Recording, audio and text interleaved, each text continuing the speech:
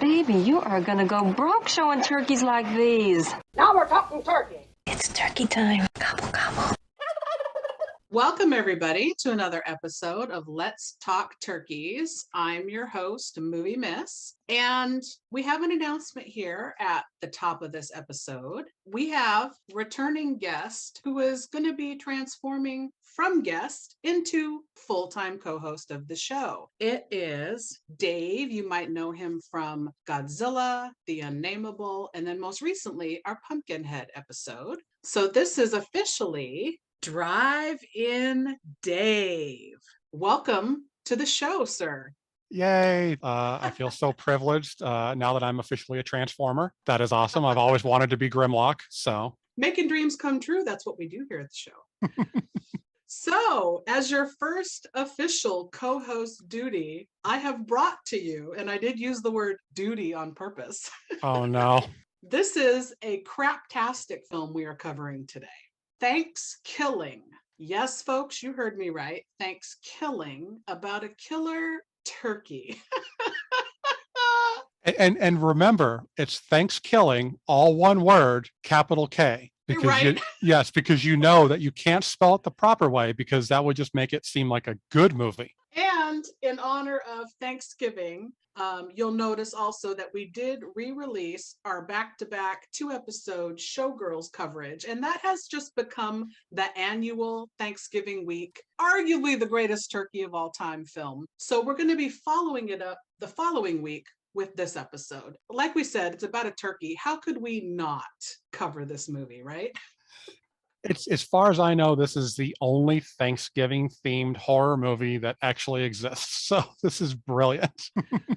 So right off the top, I'm going to give everybody content warning and a fun game. So even though this is a B movie with a puppet and is absolutely ridiculous, I am going to give you 2 points of content warning during the conversation where there is possible bestiality mentioned and bestiality. So if those are an issue for you, you might not want to listen. Oh, that scene. And then also, drinking game. This movie is a merciful 70 minutes long, if that. It went by really quick, surprisingly. You expected it to drag on and basically suck the soul from your body. Yeah, it was only about an hour, but if you actually follow this drinking game, you might pass out if you're doing shots. So you want to take a drink or do a shot every time the turkey curses. So we're going to keep track of that for you. That's a fun game. Oh, yeah. I'm looking back on it now and I'm thinking like 5 minutes into the movie and I'm probably going to be drunk off my butt. Yes, it's crazy. All right. So let's carve this turkey, shall we? 2007, 2008, depending on when you want to say it was released officially. This B movie has a Rotten Tomato critic score of 0 because it hasn't been officially reviewed by critics. And then a 42% audience. That makes perfect sense. It was screened at the Sacramento Horror Fest in 2008, and then went straight to DVD about a year later. So that's probably why the critics weren't saying anything about it. Only $3,500 was the budget from what I saw. Yeah, I did some research on it, and because what I saw was that they released it on Amazon before because they couldn't find a distributor, and so they just released it themselves on Amazon. And as far as the budget goes, I did see that the special effects was only like a few $100s. That tracks. Yeah, I was gonna say when you watch the movie, you're actually kind of thinking like, so what do they do with the rest of the $50?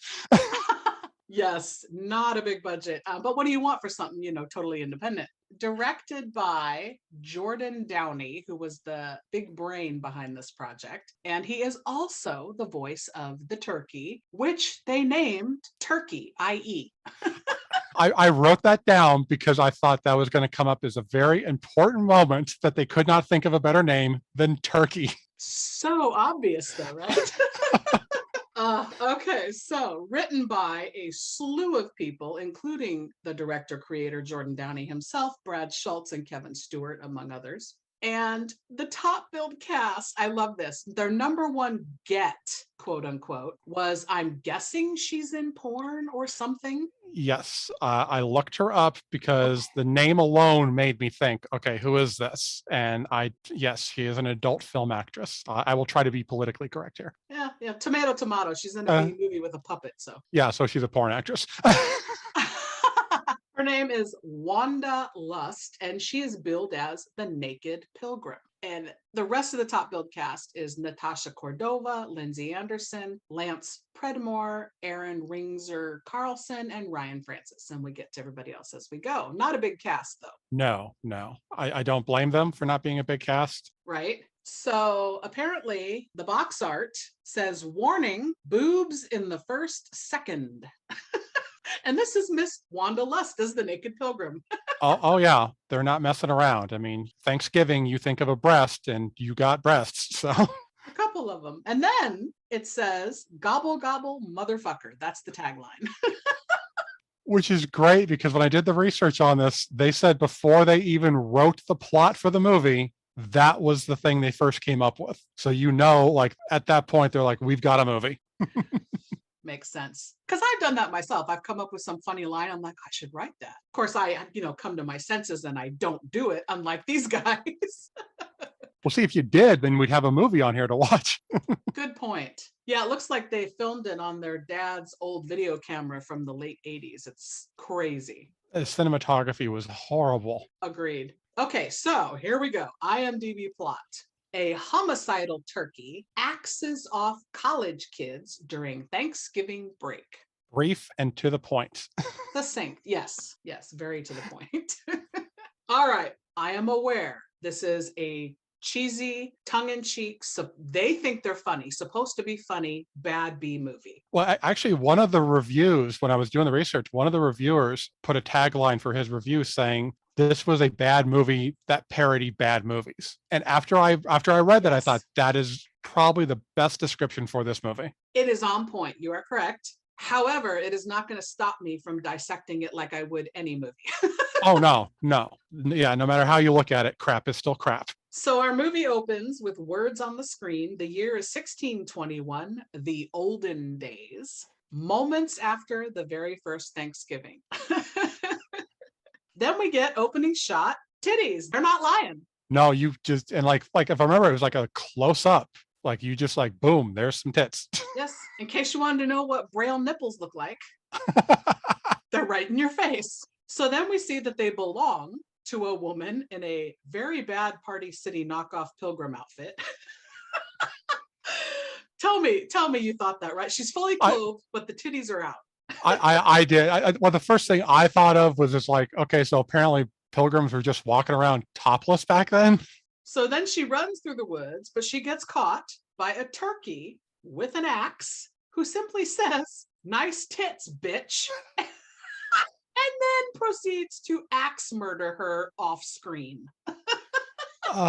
What's great about that scene is that lets you know right in the beginning that you're like, oh, this is going to be crap and you're going to laugh your ass off. And if you're keeping track, that is shot number one. Take a shot. We're like 1 minute into the film. So then we immediately get big, bold, red font title card. Boom, ThanksKilling. And credits roll over some Casio keyboard music. Also from the late 80s, it sounded like. It's because they blew the budget on like the amazing special effects, so everything else had to obviously suffer. So then we cut to now a college campus, assuming present day, in the fall. And they had to have filmed this somewhere warm. I couldn't find any information on the filming location, but they're all wearing tank tops. I believe it was filmed in Ohio. Interesting. I think that's what I saw on IMDb was I saw something about Ohio. Well, I knew it was somewhere warm because they're all in basically tank tops and shorts. And I was like, what the hell? It's supposed to be Thanksgiving. No, it's not even Thanksgiving here now. And I'm like, I can't go outside in shorts. So here is where we meet Billy. Emphasis on the silent hill in his name because he's supposed to be a hillbilly. Oh, yes.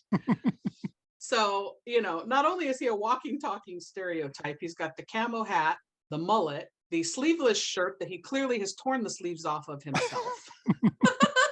probably in a drunken rage. He's got that beer belly. And I love that he rips off the wife beater he's got on. Oh, yeah. That was the second pair of tits we saw in the movie. Yes. And he does it because he's so excited it's Thanksgiving break. It's because he wants to go home and just have his fat ass some Thanksgiving meal. Yeah, exactly. Give me that turkey. Give me that beer. He tells his buddy that he's trying to get Allie to show him her tits because this friend is like, what are you doing ripping your shirt off? Cut to two girls with an earshot, and Allie, the brunette, lifts her shirt up and says, woo, spring break, guys, let's get wasted. I'm like, what? Spring break? What? I love how they don't even wait to introduce the typical stereotype horror teenagers. You've got the dumb girl and you've got the dumb hillbilly kid. Yes. So then, of course, her friend with the lighter brown hair standing next to her, we still don't know her name. She corrects her and says, put your shirt down. It's Thanksgiving break. Calm down. Like, thank you. So then it appears by the next shot that this Allie girl and Billy's friend Johnny, who's supposed to be your typical football hunk, are kind of a couple because of the way they're walking and touching each other. We find out later they're not actually a couple, but in this moment I was like, oh, okay, we've got the popular couple, we got the hillbilly. It's all shaping up to be, this B-movie tropey cast. Oh yeah. Yeah. It's kind of building up for the typical like 80s horror kind of thing. So the four of them walk off and then they get joined a nerdy looking kid who appears to be Billy's friend, the hillbilly. So this nerdy kid comes running up. He's all, hey, wait for me. And Billy looks at his, football friend Johnny and he's like, the kid's weird, but you get used to it. Don't worry. So clearly this kid is Billy's friend and his Billy's other friends don't know him. That closet friend, I guess. I mean, to be honest, when he first showed up, he looked like a teacher, but then they all looked like they were in their like mid 30s to me. So I thought that too. I was like, they look a little old. yeah, I was like, did you guys get held back a couple of years? I mean, Billy, I can understand, but So then the three guys, the girls walk off and these three guys stand here and have a brief conversation about how Johnny used to be the quarterback for the team there, but he broke his leg last year. And we get a weird close-up on this nerdy kid, Darren, as he goes and like wipes his mouth with his hand, like wipes the spit. What exactly is I have no idea that just took me out of the movie for a second. I was like, what is going on here? It's so weird. I thought it was just like an editing error. Like that actor actually did it and they're just like, fuck that, we're leaving it in. Yes, I'm like, what led to that decision process? Because this movie, you only have an hour, but you're choosing to include this shot. Exactly. It's like, what if that was the best shot? What did you leave out? So I think that they were either trying to A, pad the runtime, or B, they genuinely thought this was funny. I'm not sure. Once you get later into the movie, I think looking back on it, yeah, they genuinely thought this was probably funny. Okay. So before leaving now, Johnny has Darren the nerd touch his bicep, which he calls a weapon of mass destruction after he tosses a football to Billy 7 feet away. Great job there.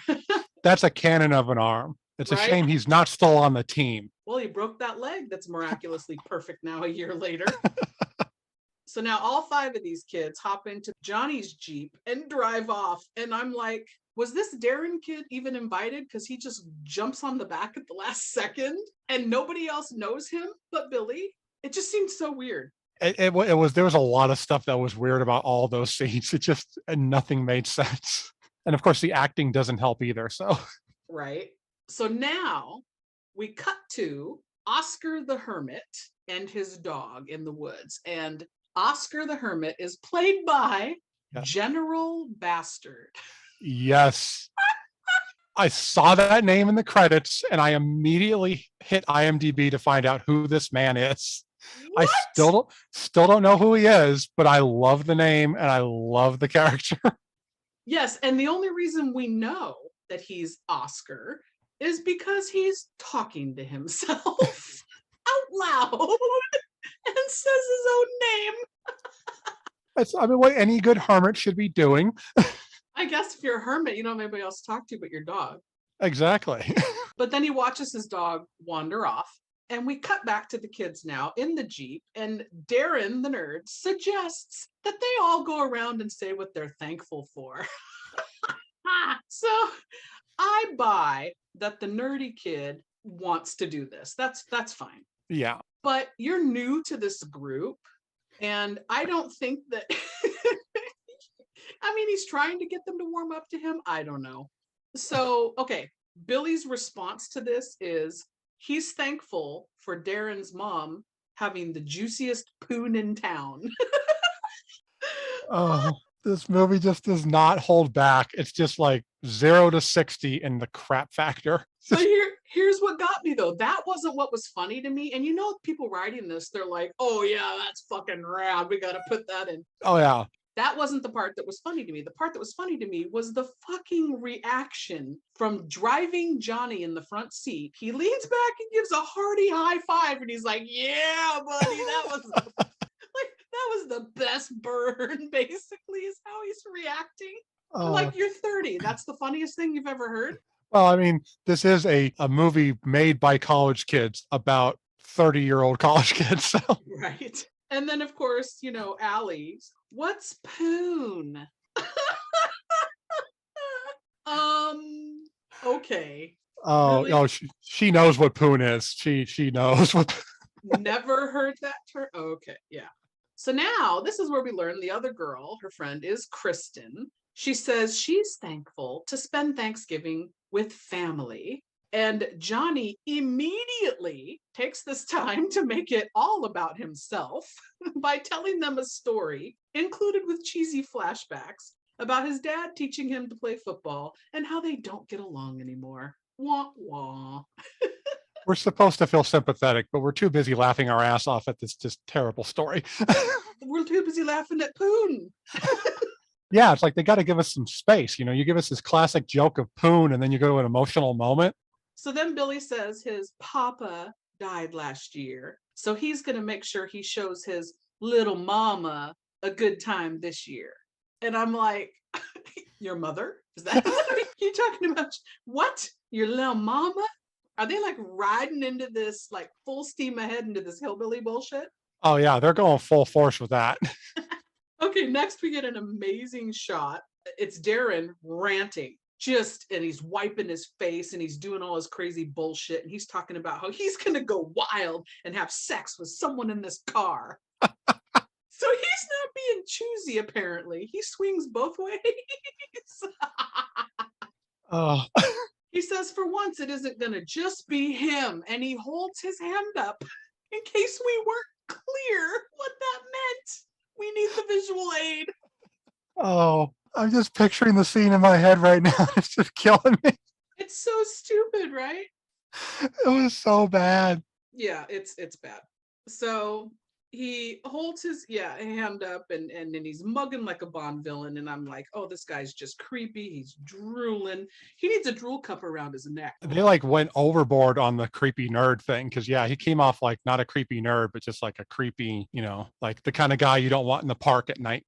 Okay, so we get a lot of, you know, things in this film that are very of the time and very dated. And this is one that this scene has one. So they all proceed to bag on Allie for not knowing what poon is. And then she talks about she's not having sex with anybody but Johnny, right, Johnny? Again, kind of confirming they're probably a couple. You're like, oh, okay. They all laugh. Billy calls her a skank and a hoe. And Darren, yeah, right. Darren, you just met this girl. How do you know if she's a skank? Then we get the dated comment from Kristen, her friend, question mark, who says Allie's legs are harder to shut than the John Benet Ramsey case. That was one of those jokes that was like, it was funny, but then you realize like, wait a second, how old is this damn movie? Yes, I felt bad. Give me your thoughts on that. I felt bad for laughing at that joke on so many levels because it was a terrible joke. It was so dated and it just, And it was like, I wasn't laughing because I was like, bitch, that's your friend. Like, what? oh. We cut now back to Oscar the Hermit, looking like a cracked out Steve Zahn, calling for his dog. who we now see is pissing in the woods on a mini totem pole. It's in a pile of leaves. And I was getting like, dog pissing fire on Freddy, Nightmare on Elm Street vibes here. Oh, I'm I like, didn't even oh, think of that. yeah. I'm like, oh, that's how we're bringing him back. Okay. And there's no fire here, but just the piss is enough. So the dog's pissing, the earth shakes, and out pops Turkey, his little red puppet head. And he says, oh, fuck, because he's getting pissed off. Oh, fuck! I'm pissed! Okay, so that's drink number 2. Turkey curses, take a shot. So then either love it or hate it, to me, foul-mouthed turkey puppet works because it's so bizarre, right? It's so over the top that it's like it's the reason this movie works. If you would have done anything else, if you would have tried to get like a real turkey or anything, you wouldn't even bother with this movie. You have to see it for the puppet going off like Samuel L. Jackson in this movie. It's just every other word seems to be motherfucker. So this is funny. After the turkey's like, oh, fuck, we hear the dog audibly gulp. And then the turkey is getting just continually pissed on. Why you would stand there in a stream of piss, I don't know. But he actually says, I'm pissed. That's a curse. Take a shot. So then we assume now that he kills the dog because we see a little terrible CG blood splat and the dog squeals off screen. I guess that's how you sidestep around not a budget for special effects, not a big budget. That seems to make sense. I mean, I am a little bit disappointed that we got to hear the dog gulp, but like not like some kind of like girly scream or something. Right. I mean, if you're going to go for it, go for it. So next we meet the sheriff, and we know it's the sheriff because of how he's dressed and his bad parties. I see you laughing. You're picturing him, right? With that horrible glue-on Dollar Tree, not even Party City, Dollar Tree quality mustache. I just loved the sheriff so much. He was like such a bad character. I can't stop thinking about it. They leaned into getting somebody who couldn't act for this because they're like, you'll be perfect. He nailed it. So we meet him and his wife, Cheryl, as he spits out her coffee and tells her it tastes like shit. Proceeds to ask her, this tastes like shit. Did you take a dump in it? She says, I sure did, and shows him the coffee pot with the poo. I didn't expect that coming when it happened. It's just like, okay, I just saw some shit in the coffee. Was that the most foul? I was like, I'm a coffee drinker, so I was like, oh, no. Oh yeah, I enjoy my coffee, so that disturbed me. And then Yes. It made me laugh, and I felt dumb for laughing because that is the kind of thing you expect like high school kids to be doing and laughing at. Right? And then she says, I want a divorce, and storms off. The sheriff immediately rebounds from this shit in his coffee and the news that she wants a divorce. My notes, I called it a potty latte. So he rebounds from his potty latte when daughter Kristen calls him from the car saying she'll see him in a couple of hours. I almost fully expected him to afterwards to go back to drinking his, since you have potty latte, I'll go with Crappuccino. You win. So on the phone, Billy, who's in the back seat, asks Kristen, who's in the front seat, to toss him a beer. What? Okay, anyway, this is also that Kristen's dad can overhear that, and they have a little argument about it. And then Kristen's dad asks if she's going with him to the annual policeman's Thanksgiving ball that night. That's a thing, I guess, in their little town. Oh, pardon my pun. I did not know that cops had Thanksgiving balls. So later that night now, it's dark and the Jeep has engine trouble. It starts steaming, so they pull off the road. Allie tells Johnny, maybe we have a flat tire. It's like the Billy thing. It's like whoever wrote this was just like, we're going full force with Allie being the dumb girl. It was an insult to my stupidity. I picture some blonde out there getting really offended by this. Going, just change a light bulb or something. So I understand why Kristen is friends with her now at this point, because she's clearly the caretaker for Allie, because this poor girl probably can't even dress herself. I don't know how she's in college. I have an idea as to how she got into college. So since apparently the car has overheated, it needs time to cool off, and Billy suggests that we need to give it time to cool off. So let's just pull out the tents and the beer and camp over here on the side of the road for the night. Now, did this confuse you at all? Because it doesn't seem like it's that long of a drive from their college to their hometown, and they're going to spend time with their families. But oh, by the way, we've got a tent for camping. Yes, I was like, they have camping gear? I don't know if like wherever this movie is, like I said, I'm assuming it's Ohio, but wherever it's filmed at, do people just randomly drive around with camping material in their car? And also, if you remember, Darren had to squeeze his little ass in there at the last minute. Where are they putting all this gear? Exactly. Oh, And of course, at this news that they're going to camp and party all night, everyone but Kristen is really excited about this idea. So Darren finds a sign near their campsite now that says Crawberg and proceeds to tell everyone that he knows all about it. And he starts telling them some pilgrim history about what went down here in Crawberg. And we get little like animated storyboards to go with it. that's where the budget went. He proceeds to tell them, and again, you know, the storyboards are for our benefit, so they're outlandish and silly, and you're supposed to laugh at them, but I was just rolling my eyes like, oh my God. Billy, his pilgrim ancestors, dishonored an old Indian who practiced black magic named Feathercloud. He necromanced a turkey and cursed all white men. That seems a bit extreme. And the turkey will now roam the earth every 505 years. Very specific. Very, yeah. Killing the first humans that he comes across. And he was so evil, he would stop at nothing. Now, Darren says turkeyologists know all about this. Now, I'm no brain scientist. Or biologist or anything, but is turkeyology a real thing? I don't know. I'm not sure. I'm not exactly the sharpest spoon in the drawer. So I have never heard of a turkeyologist, but I do know what my career path in life is now going to be. Moving forward, yes. I'm going to look into turkeyology. So, of course, they all laugh this off. And Darren points out that 505 years is in exactly 45 minutes from now. It's the new ancient Timex. It can just, tell time from like all the way back to ancient times. So I was like, oh, so does that mean it's going to be midnight in 45 minutes? Like, what is this?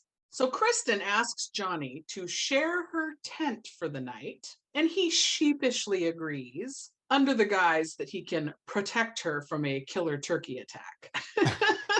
Now, I missed this part. Allie chimes in and tells everyone she has blank.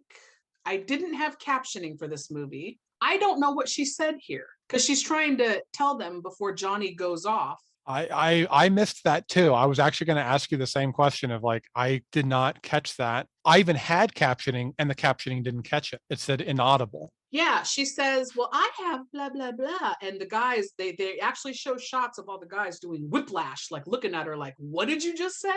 Either they're excited because she said something weird and sexual.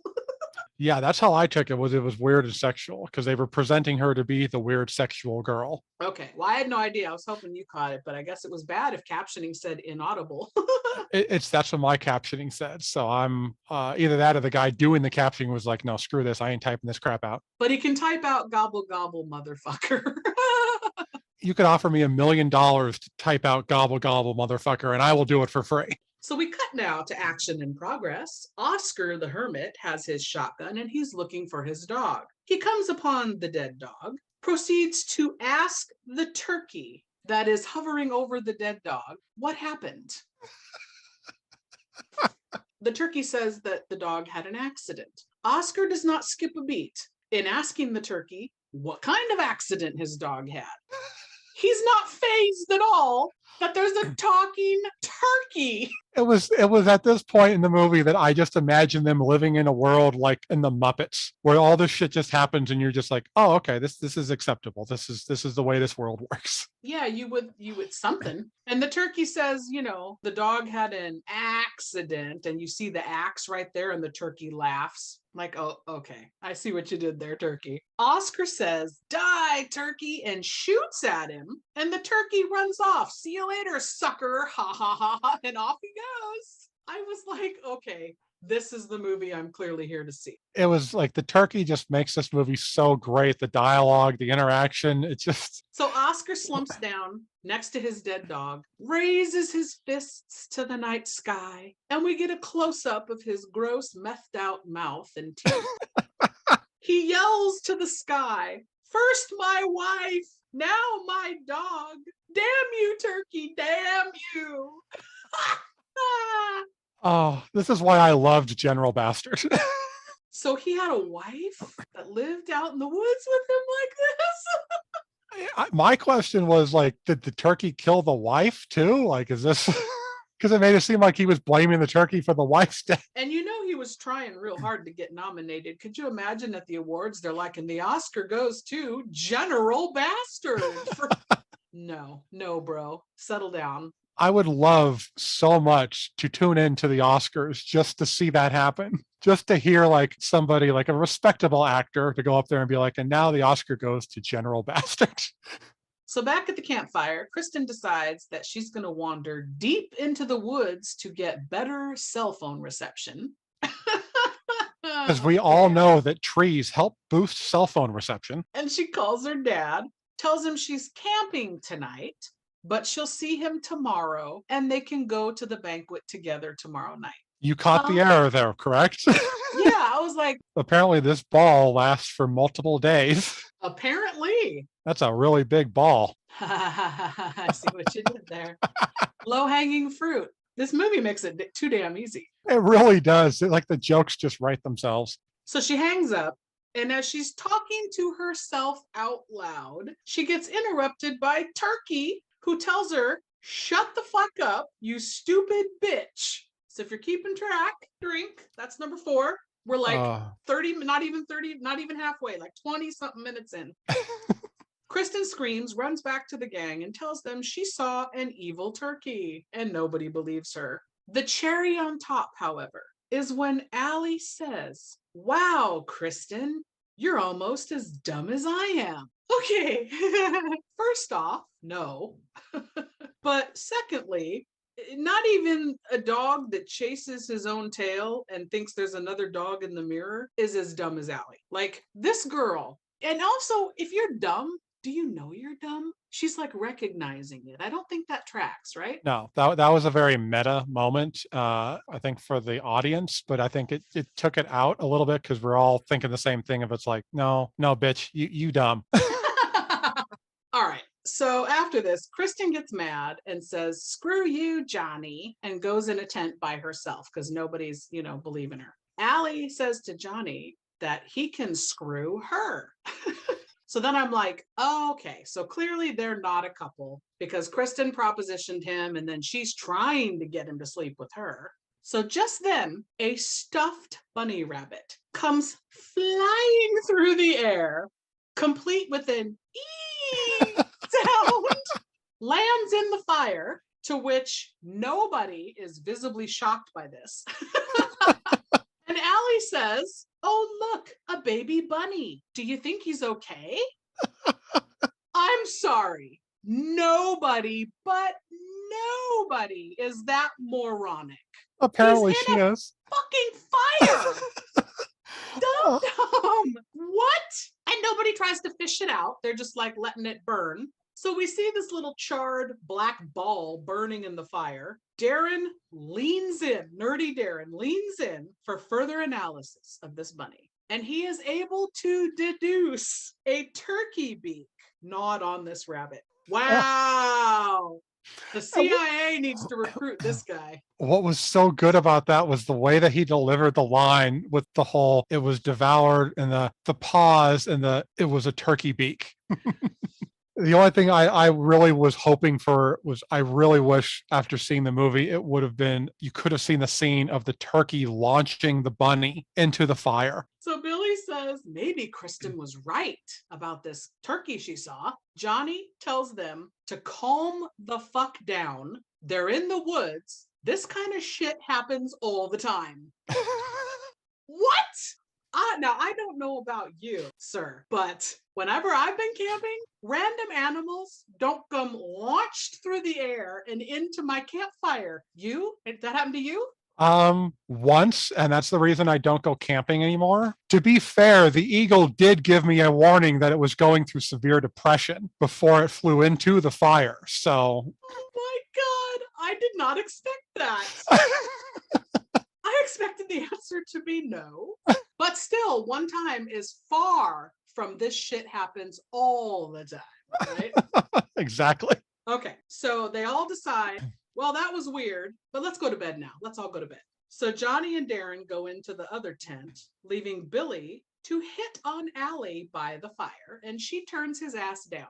She may be dumb as a rock, but this girl's got to have standards. She draws the line at Hillbilly Billy. Okay, I guess. I mean, it could be, it's late. She doesn't want to have to lift the stomach up to find it or something. I don't know. There could be all kinds of issues. I know, his glorious beer belly. So Allie goes into Kristen's tent to go to bed. The next morning, Billy fell asleep in the sleeping bag out by the fire. He is awakened to Oscar with his gun hovering over him, telling him he's lucky that he came along last night because a turkey tried to peck his heart out. As proven by a pile of turkey droppings on his sleeping bag. Okay, cut to a pile of turkey droppings that I'm guessing is comprised of colored marshmallows and raisinets. Oh, and now I can never eat colored marshmallows and raisinets again. You're welcome. But I swear to God, I backed it up. I was like, what is that? That's what it looks like. Also, what was Oscar doing all night? Was he just sitting there watching Billy sleep? I was honestly too afraid to ask that question because that is a stage 1 creeper right there. Oscar's got to be a lonely guy at this point in his life. Billy's probably looking pretty good to him. Oh my God. I was like, what did he do? Just sit there all night with the gun, I guess. So everyone comes out of their tents now. Oscar tells them all to leave. He's going to take care of the turkey, and off he goes. So everyone gets in the Jeep, which starts right up after Johnny twists on something in the engine with pliers. I thought it overheated. I know nothing about cars, so I'm assuming that's, maybe he had to take something off to let it. He didn't add water. I'm like, what is happening right now? But it starts right up. Why couldn't they have done that last night? Well, why didn't they fix the flat tire that Allie was complaining about? All right, so on this drive, Johnny calls his friend Billy a loser for believing that the turkey is real. Okay, they're in college, not high school. Who is sitting around going, you're so dumb, you're a loser. Like, what? Are you 17? What is this? To be fair, me and my friends do insult each other quite a bit. I hazard a guess, sir, because I know you, that you guys are a little more clever with your quips than that. Oh, yeah. All right. So after Kristen apologizes for freaking out last night, Johnny grabs her hand and calls her gorgeous. Don't worry about it, gorgeous. Okay. Well, I may be a bit of a bitch for saying this, but she's a 7 at best. But whatever. Johnny clearly has eyes for her. Okay, fine. Well, look at the other people in the car. He didn't exactly have the best options. Well, Darren put his hat in the ring. Earlier, he said he'd have sex with everybody in the car, or anybody. Yeah, but you'd have to wipe the snot off of his face constantly before kissing him, and it just wouldn't be fun. Oh my God, I'm gonna puke. All right, so here's the content warning for almost bestiality. Yeah, we're at about the 25-minute mark. This is like one of my 3 favorite scenes of this entire movie. Wow. Okay. It's just so ridiculous. So in this next scene, Turkey goes to the side of the road and flags down a car to hitch a ride. The man asks him upon entering the car, ass, gas, or grass, to which Turkey responds, well, I'm out of gas, so guess I'll take ass.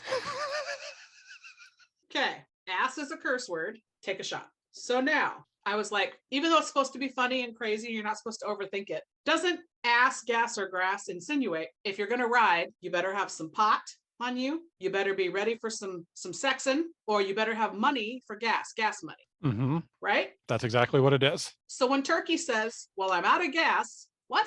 Who carries around gas? I guess it's been 500 years. What does he know from gas, right? Exactly. But he says, I guess I'll take gas. And he hops into the car backwards, but toward the dude. The dude is licking his lips, looking at the turkey, unzipping his pants, talking about how tight this turkey's ass is. So ridiculous. It is one of the most disgusting things because mostly this guy just looks like he should be driving a white van picking up small children. He just looks like a gross perv. So before it can go any further, though, Turkey says, never mind, you're not putting it in my ass, or whatever he says. He turns around and puts a gun to the guy's head. Where did he have the gun? I don't know. It's this shotgun barrel. Tells the guy's pleading for his life. Don't kill me. I have a daughter. Turkey's like, call your daughter then. And I love this because he's pleading with him. He's like, pleading with the turkey, please, mister, I have a daughter. This isn't a mister. This is a talking fucking turkey. Are these people seeing something I'm not seeing? Like, what is happening? It's so stupid. It just makes it brilliant. The interaction between the turkey and the people is so amazing. That's one word for it. So he proceeds to shoot this man as he's on the phone with his child. And then we see a little bad CGI splatter of blood on the windshield, and Turkey hops into the driver's seat and drives away in the car. Which apparently one of the bloopers is if you look closely, when it's driving away, you can see it's not the turkey, but it's a guy driving the car. Shut up. I didn't even look that closely. I didn't either. I saw it on, I think it was IMDb. That's amazing. I want to go back and see it now. Yeah, as piqued as my curiosity is now, I'm not turning it back on to see.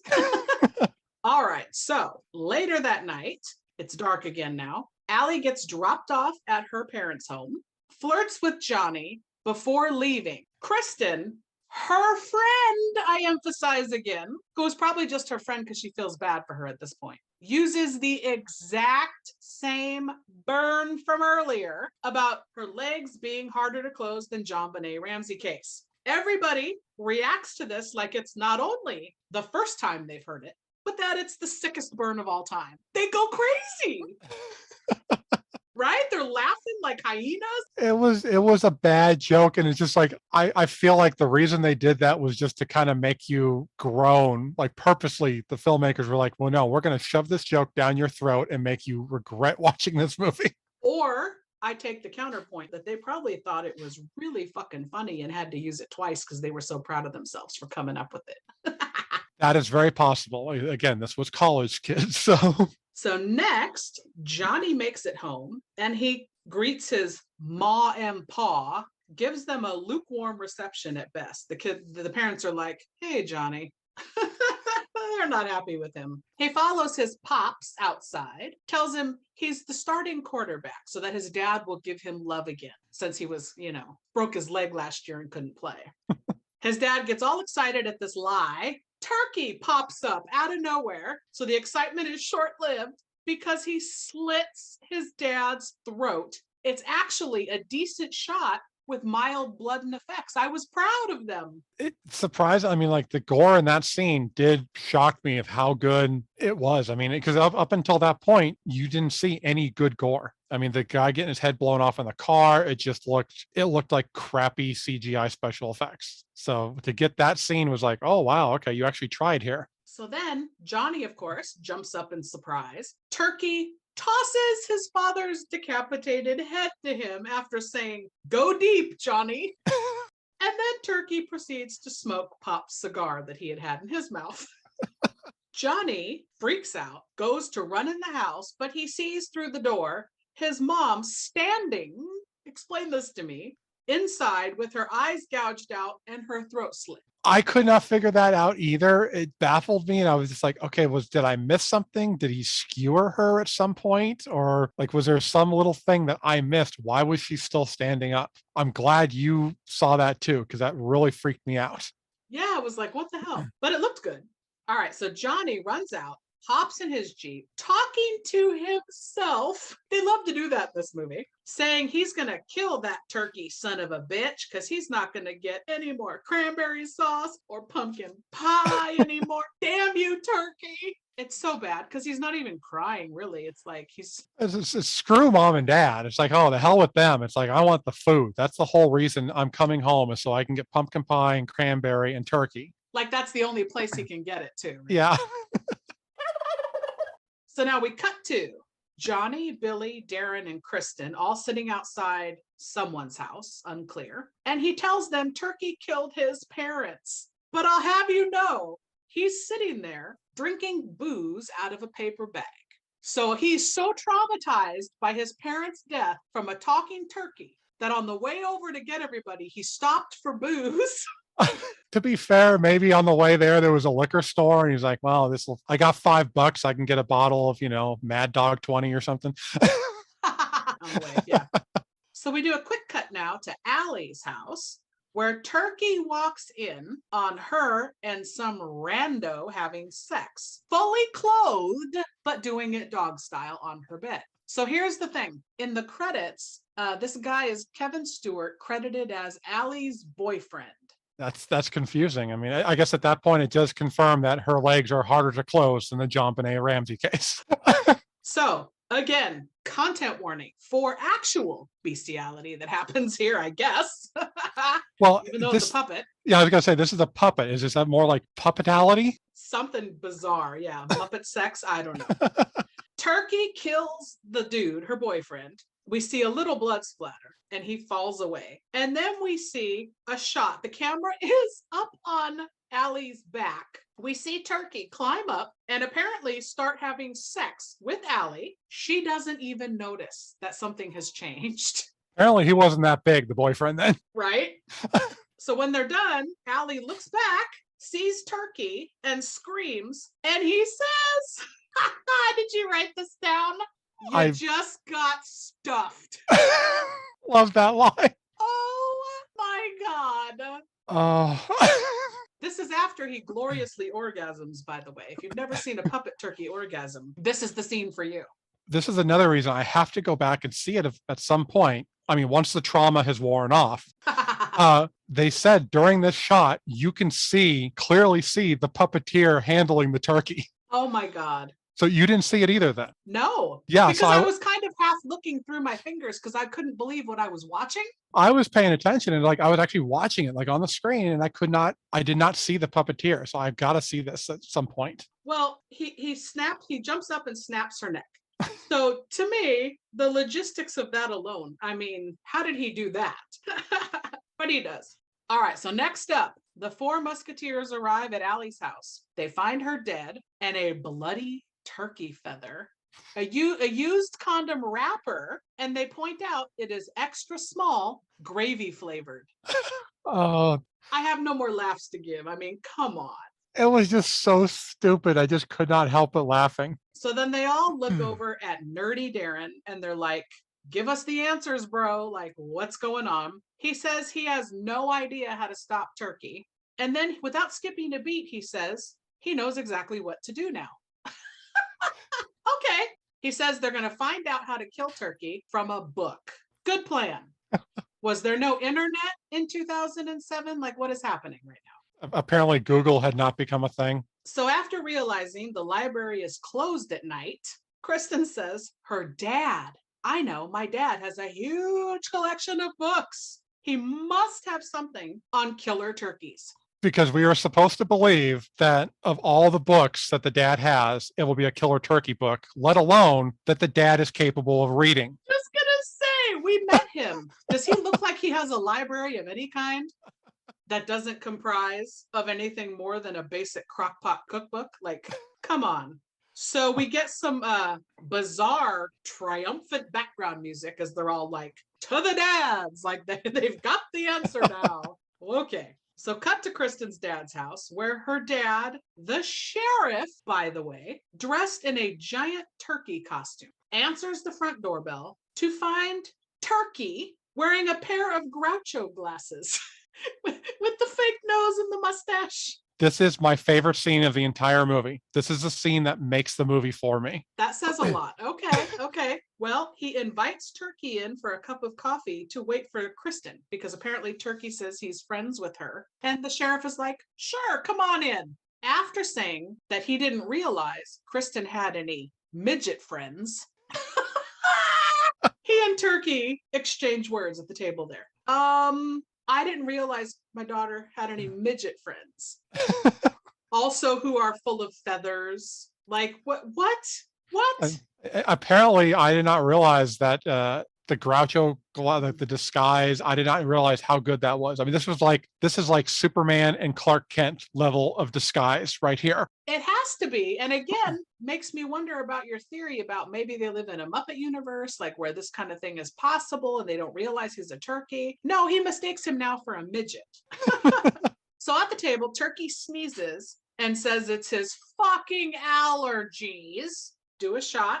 Oh, and I forgot to tell you, when Turkey orgasmed with Allie, he says, oh, shit, damn, that was good. So that's another one. We had to take a shot for that too. My apologies. See, I was so traumatized by the whole scene. It's a good thing you went back because like the one person who actually bought this movie and loves it is probably going to get pissed off that you didn't say anything about it. Right?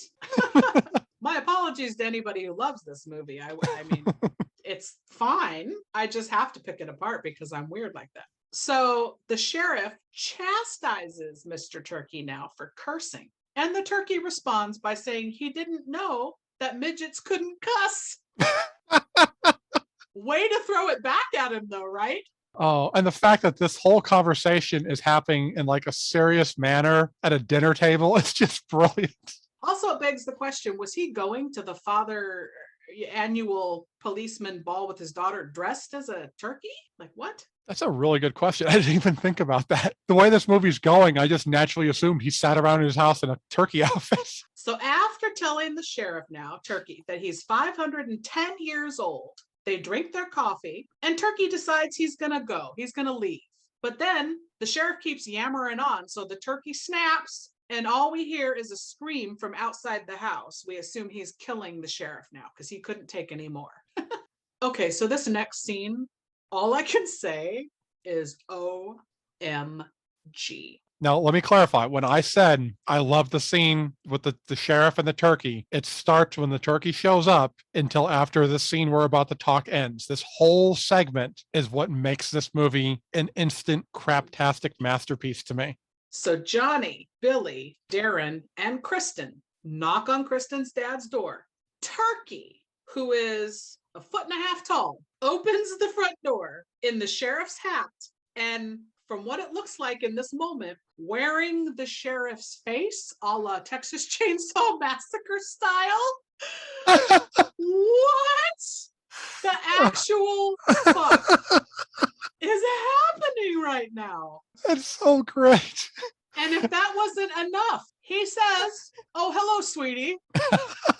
In turkey voice, Kristen leans all the way down to Turkey, hugs him and gives him a kiss on the cheek and says, Daddy, you look different. He says, I just got a haircut. What?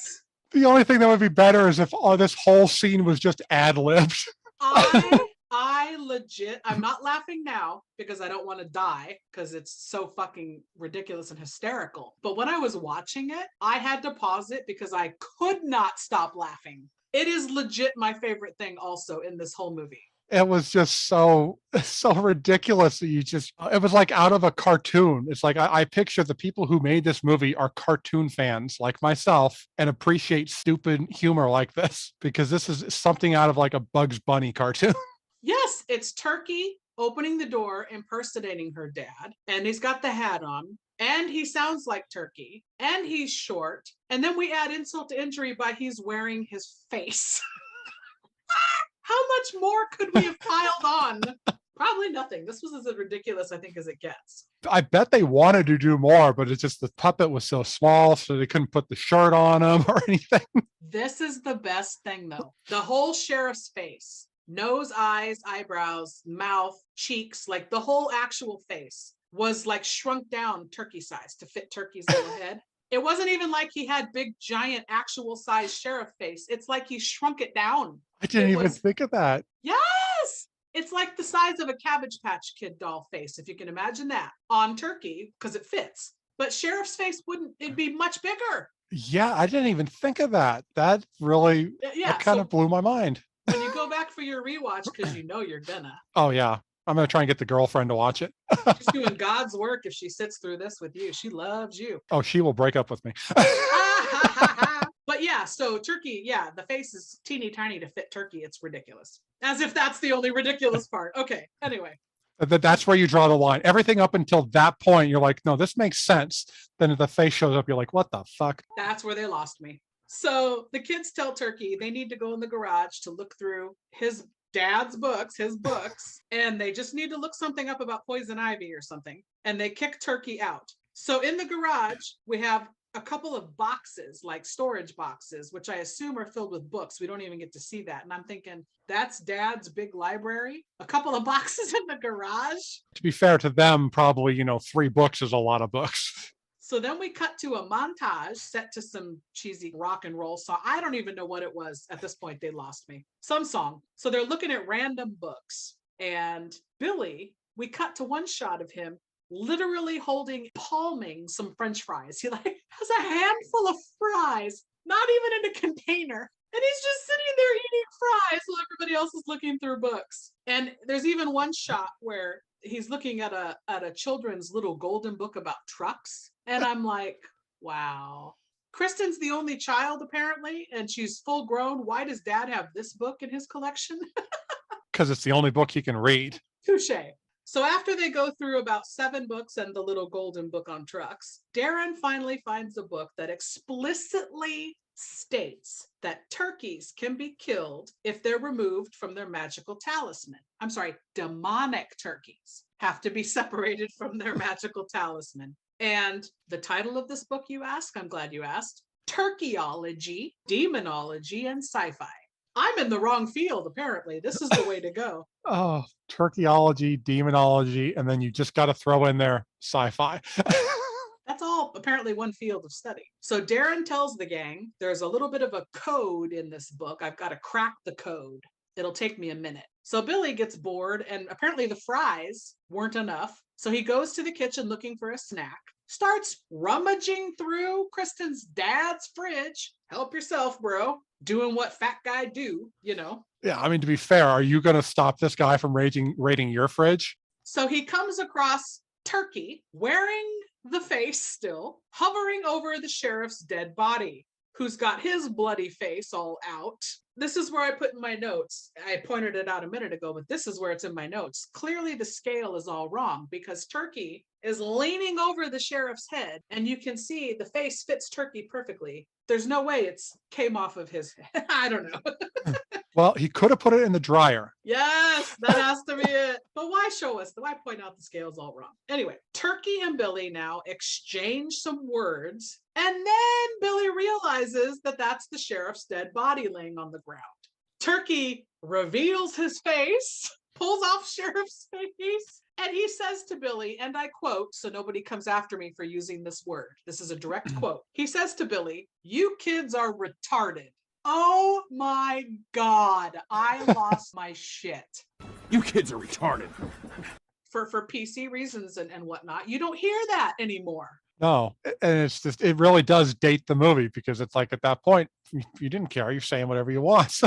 Was a good thing I wasn't drinking anything. I would have spit it. I would have done a spit take. Exactly why I put my drink down when you were talking, because I knew this stuff was coming. I couldn't believe you kids are retarded, he says, because they didn't realize that he was wearing sheriff's face. So Billy yells for all the kids and they come running in. Turkey tells them why he's there and that he has to kill them because of the ancestry, etc. Johnny says, but we gave the Indians casinos. Doesn't that make up for it? To which Turkey says, it almost did, but it didn't. Wow. So this script apparently didn't get a polish by anybody. No, I get the feeling almost got the feeling like they wrote it as they were filming it. Yes, I agree. So Billy puts Turkey in a headlock. Johnny grabs the talisman from around Turkey's neck. Turkey busts free, runs off, Billy gets frustrated, I guess, because he didn't have a Big Mac in the fridge. I don't know. He leaves. He's going to go look for food. He leaves. He's starving. I mean, he's going to pass out if he doesn't have something quick. Well, it has been 5 minutes since he's last eaten. So True. So Johnny and Kristen have a little heart to heart and they almost kiss over her father's dead body. So Darren interrupts now and says he's cracked the code. They have to kill Turkey by burning him at the stake and saying a demonic prayer in unison backwards. No problem, right? these kids are obviously incredibly smart. So they're going to figure out how to do this because they saw through the guise of the turkey. I really wanted him to pick up a chainsaw and be like, I'm Leatherface. To me, the only thing that would have been better is if they had not have killed Allie and she would have been the only one that be like, I don't think that's your dad. Oh my God. Have like the dumbest one in the group be like, no, this doesn't seem right. Oh, wait, but then she'd be too smart. We can't do that. So we cut to Billy now outside, walking alone, where he hallucinates eating a cartoon image of a cooked turkey, complete with a big old belch after he swallows. And I like that during this whole scene, they're playing stock patriotic music, like in the background, like you would hear whenever they showed Rumsfeld in The Burbs. Oh, okay. Yeah. Patriotic sounding. Yeah, right behind him because, you know, America, and he's in his camo with his mullet. So suddenly now, Billy's stomach, this is where obviously more than $50 went of their budget for special effects, right? Oh, yes. Oh, yes. Billy's stomach explodes from the inside out, and we see Turkey's head and the barrel of a shotgun, a little shotgun, come out of his belly, and he says, "Gobble, gobble, motherfucker." Gobble, gobble, motherfucker. Do a shot, take a drink. I love that line. And the fact that you get to hear the turkey actually say it is just great. Well, when you see it on the, you know, the poster, you're like, oh, please, God, at least let him say it once. And he does. Oh, yeah. All right. So the Jeep now rolls up on a still in dying progress Billy on the side of the road. Darren crouches down, scoops Billy up, holds him, saying, "Oh no, my best friend, my best friend, I love you." I mean, I smell an Oscar moment here. I'm not lying. He goes on about their friendship, and we get a flashback montage of Billy and Darren swinging together in the park, playing hide and seek. Billy's fat ass can't hide behind the pole. Eating ice cream cones together and laughing, skipping in the grass holding hands. You name it, they did it. And they're all this age too. They didn't even try to like do flashbacks with other actors of them younger. No, they're all this age. My best friend, you can't die. I love you. What? They just met you, except for Billy. How are you Billy's best friend? This is what we're seeing. This is all the stuff that happened between the moment of they left college to when they got home and Billy died. Right? You're my best friend. So Darren, Johnny, and Kristen drive off as we see a shot of Darren looking so sad out the back of the Jeep at Billy's dead body on the side of the road. They left him there. What? They left Kristen's dead dad. They left Johnny's dead parents. They left Billy. Okay, now Billy, I understand because it was going to take like 5 of them to lift him up into the Jeep. So, I mean, that would take forever to clean the car after that. oh, yeah. So now we cut to Turkey making a salad, tossing an actual green salad in a bowl in his little teepee on the side of the road. When did he have time to do that? That was just ridiculous. Like I said, the TP. And then, you know, the whole reason they did that is because a group of college frat boys wanted to do a scene of a turkey tossing a salad. That's exactly the note I had, and I was hoping you were thinking that too. That was the total frat boy joke, and they had to throw it in there to see if anyone else got it. I will say, yes, clever, but we already had him fuck somebody in the ass. The fact that he's tossing a salad is a little mild of a joke. Yeah, it's like you just suddenly went from like NC-17 to now you're doing like PG-13 jokes. So Johnny, Kristen, and Darren pull up now, and they proceed to formulate a plan. Johnny and Kristen are going to distract Turkey And Turkey says to them, "You can't kill me, assholes. I'm invincible." So there's an assholes. Take a drink. And I don't know why he thinks he's invincible. Maybe the feather cloud didn't tell him he's actually not. He didn't read the fine print. Right. So Darren sneaks in behind Turkey with a string, like he's going to truss him for dinner, ties him up, and Turkey says something. Again, I don't know if your captioning caught this. I don't know what he says about catching a fish, and he throws an F word out there. So take a drink, fucking fish, something. Take a drink, take a shot. But what's the line exactly?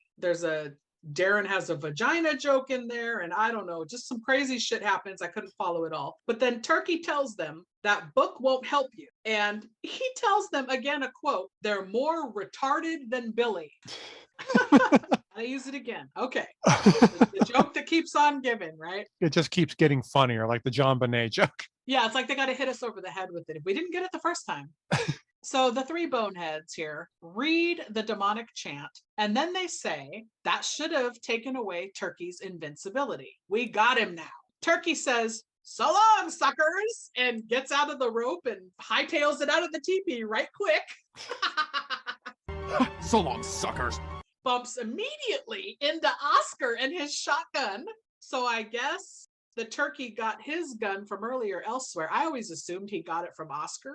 Yeah, I thought like he killed Oscar and we just didn't see it. So when he comes back, I was like, oh, okay, I guess Oscar's still around. So He's got the gun right here, pointed at Turkey's face. So Turkey yells, "Oh, fuck." There's a shot. Take a drink. Turkey cursing. Never gets old. Oscar shoots him, and he goes flying through the air and lands in a trash bin. We find out later, I guess it's supposed to be some kind of dumpster receptacle container, but in this shot, it just looks like a trash bin. In he goes. They all gather around and look in at his little dead turkey body. Oscar comes up and talks about he has now successfully avenged his dog's death. Okay, Hermit. See you later, bro. So Kristen, and then Kristen actually says to him, though, when he's complaining about, "Oh, my dog, it was so hard." She goes, "Yeah, that must be really hard to deal with, the loss of your dog." Your dead father, who doesn't have a face, is laying back at the house. You cold-hearted bitch. none of them have shown any concern over their parents. The only one that was actually worried about anybody that died was essentially Darren and Oscar. Yeah. That was it. So Oscar leaves. Darren remarks that they just killed the most demonic turkey to ever roam the face of the earth. And they all laugh like Dr. Evil. And I'm like, I guess he's probably the only turkey that was killing people ever in history. That we know of now. I mean, look at this universe. Talking turkeys apparently are very common. Yeah, they're a thing. So Johnny says, "Well, we can't top this. So let's go to Kristen's and watch movies." What? Not let's round up our dead family members. Let's call the cops. No, let's go to Kristen's and watch movies. So at Kristen's, they watch Night of the Living Dead, which I laughed because since it's a public domain movie, it ends up in all horror movies. Everyone's always watching Night of the Living Dead. Oh, yeah. So we now see a pull-away shot of the bin Turkey was thrown into, glowing radioactive material. I love it. It's all glowing green. So now back, Johnny and Kristen start making out and getting a little too close for Darren's liking. So he excuses himself, goes to the restroom and then to the kitchen to rummage through the fridge and help himself. And now they're at Kristen's house. This begs the question, where's the sheriff's dead faceless body? Are they stepping over it to get to the cutlets in the fridge? Like, what is happening? I kind of imagine that, like, you know, like maybe his jaw's hanging open and they come by with a bottle of beer and just crack the beer open. So as Darren's looking through the fridge, he gets a meat thermometer in his ass cheek. And up pops a gooey, green, glowy, gross turkey who says, "You're done, bitch. Take a drink." That's a curse. So then he tackles Darren to the ground. This is 1.5 foot tall turkey. Pecks him to death by pulling out his heart, which we don't actually see, of course. We see the heart fly out after the fact. It's because they blew that money on like Billy's death. Which arguably the best death scene. That worked. It was worth the money. Very alien. So then we see Johnny and Kristen in the last 4.5 minutes immediately stopped making out, got up on the couch, and fell asleep because they didn't hear Darren screaming while he was being murdered by a turkey. So Darren is dying, I guess, and he dreams and imagines Billy calling to him from the sky. Come home. Come to me, Darren. That was beautifully heartwarming. That was like, oh, the two lovers, because they were going to get together. Well, he was having sex with somebody in that car. So Johnny and Kristen, they wake up now. Johnny goes into the kitchen, finds Darren's dead body, and I'm not sure what was said here. I didn't catch it again. Captioning's bad. Turkey says some quip. He jumps up. He has an electric knife that he got from somewhere, and he starts doing Johnny in the stomach with this electric knife. Doesn't look bad. Doesn't look good. Yeah, I was just kind of meh. It was like, It kind of made me roll my eyes. I was like, okay, turkey carving the dude. Ha ha. I get it. Kristen comes running in, punches Turkey, grabs Johnny with the electric knife in his stomach, dragging the cord, and they run out of the house. The cord just goes boop, right out of the wall, and they run outside. So they run into this shed that's out back. Turkey comes running in. Kristen uses an aerosol can and a lighter to flame the turkey, to which he responds, "Oh, fuck." Take a drink. And then as he's burning, she lights his ass up. You can hear him yelling, "My fucking feathers are melting." Take a drink. Oh, they had to get in as many curse words as they could. I lost it at that point. I was like, oh. So Johnny and Kristen say they love each other. I roll. And then Johnny keels over dead with the electric knife in his stomach. Kristen picks up a baseball bat, hits Turkey so hard that his still flaming little body flies all the way across the yard and lands perfectly on the middle of a giant wooden pyre just sitting there waiting to be lit to burn him at the stake. And the whole thing catches fire. Just glorious, right? Just goes up in flames. It was a great scene. And he yells, "Ah, it fucking burns." Take a shot.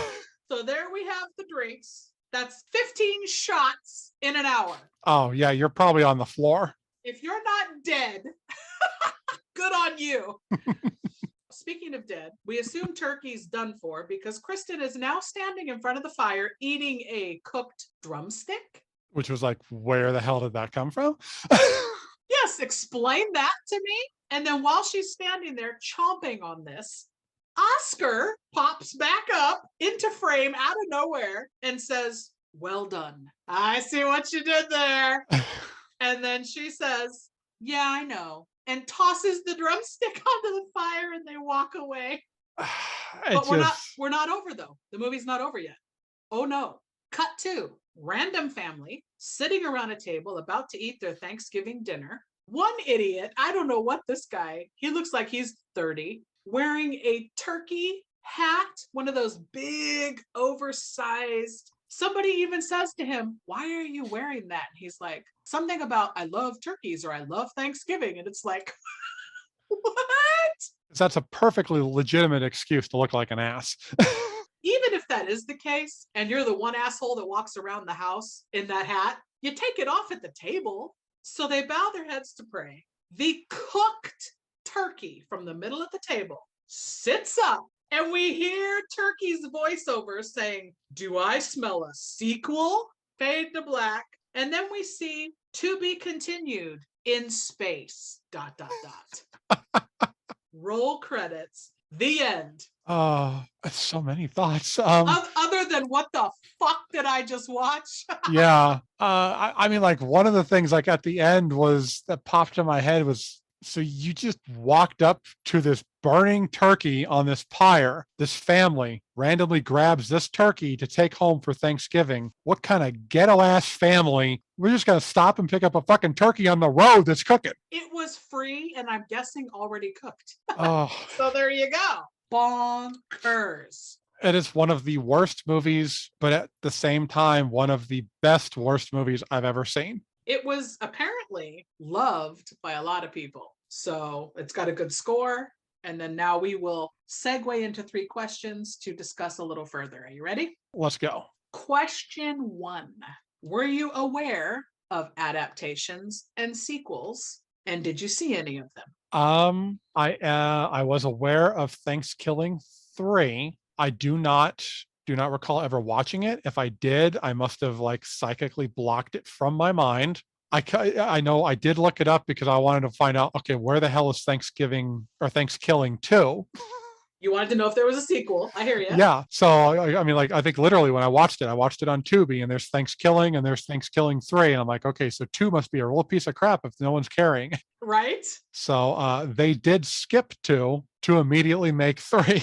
So I did watch it, not this round, but years ago, several years ago. So I don't really remember it. However, they had a $112 and change $1,000 budget because they did a Kickstarter campaign. Oh. And everybody who loved this one wanted them to make a sequel. So ThanksKilling 3 was released in 2012. It has a 0% critic score on Rotten Tomatoes. Again, nobody's probably reviewed it. And 29% audience. It went down. They felt as let down as I did, because I remember sitting through an hour and 39 minutes and thinking to myself, wow, that was not even close. Like, there's too much puppets. It's like all puppets pretty much. And it's not the tongue-in-cheek campy humor that this one was. And you are correct. There is no ThanksKilling 2 because ThanksKilling 3 opens in space as promised. So we actually got space? So check this out. It opens on titties. Shocker, right? And then we pull back and we see that there are 2 holes cut out for titties on a spacesuit. There's a floating astronaut chick in space. Oh. And her titties are out. And Turkey is flying through space with a laser and kills her. And then we cut to the movie. So they did give us what was promised in the very first 2 seconds. It was in space. But the premise is, it is the quest to find the last existing copy of ThanksKilling 2. Oh, that's bad. Yeah, I say, even if you love ThanksKilling, skip it. It's not so bad it's good. It's just bad. Okay, that's one of those movies then. Just, again, my opinion, take it for what it's worth, but yeah. So the adaptations, though, that I'm interested in, I wish this was still a thing. They did musicals, a musical adaptation of ThanksKilling in 2013 in Seattle. What? And then 2014, 15, and 16 in various cities off Broadway status. Damn. This existed in musical form. Okay, that would be amazing to see. Right? Could you imagine the song and dance numbers for Gobble Gobble Motherfucker? Oh, I would. I mean, like, I want to buy just like if they release the soundtrack to that. Oh my God. I was like, what? Okay. So you weren't aware of those. Neither was I. No, I mean, like, I want to, at this point, I think we need to make a commitment to all ThanksKilling fans. We need to start a petition to get this on Broadway with Nathan Lane playing the turkey. This is my dream. I want the little kid from Addams Family Values going, eat me. Oh, yes. In the little turkey costume. That would be brilliant. Take all my money now. Take it. Take it. It's that Futurama meme with take my money. Yes. Okay. Question 2. What other holiday? You had mentioned Thanksgiving didn't have a horror movie, let alone a B horror movie. What other holiday needs a B movie, puppet-filled horror movie? What holiday do you think needs this treatment? Okay, before I answer that question, there was something I saw. I don't know if your research brought you to this, that before they came up with this movie, they were going to do an Easter one. Did you see that? I did not, because in my notes, in big bold letters, it says, Rabid Peter Cottontail. We need an Easter film like this. So no, I did not stumble across that because that was my idea. It was, let's see, so say they tossed around an Easter idea called I cannot pronounce that. It's like extravakill. That's bizarre. It is like a weird, I don't know what. Extravakill. Thank you. It's throwing me off because it's got eggs. Eggs. So I'm like trying to read that. I'm like, how the hell do you read that bloody word? But that was an original idea that they had. I would have said Easter as well. And then I discovered that there is a movie about a giant killer Easter bunny. Yes, but it's not the same as the puppet. And it's not the same. I'm trying to think of what would be the one that I would like to see that would be a good holiday, especially an underrepresented holiday. Oh, I mean, we do have Leprechaun, but he's not a puppet. oh, Valentine's Day. Can you picture a stuffed cartoon heart going around and cutting out people's hearts? Well, make it look exactly like little Disney cartoons with the big white mitten hands and the big like a doe eyes looking thing. Oh, that would be amazing. I am on board for that. Hollywood, write that movie. And the Easter one too, really. I mean, this could be a franchise thing. See, that would be great because you got the, what is it, Peter Cottontail, Rabbit Peter Cottontail. Mine could be called Heart to Kill. And they all have to have like a totem that you have to get off of them, and then you got to say a chant.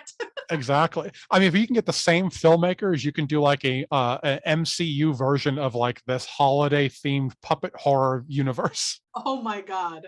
All right. Question 3. So I'm going to go first. 15 seconds on the clock. And I'm going to go first. I'll read you mine. I want to know a list of things that are smarter than Allie. And here's my list, and I'm starting the timer now. A brick, seaweed, a constantly fooled baby with peekaboo, Jar Jar Binks, lava, a crisp pile of fall leaves, a smart TV, and Ramon. Time's up. Okay. Now, give me the list of things that are smarter than Allie. You have 15 seconds. Let me know when you're ready. Let's go. Go. A broken Super Nintendo, a stuffed Garfield, a box of Fruity Pebbles, a roller skate, a remote control, a Pez dispenser, a pile of dog crap. And stop. Did I get all 15? We have compiled a perfect list of things smarter than Allie. No, yours were fucking hilarious. All right.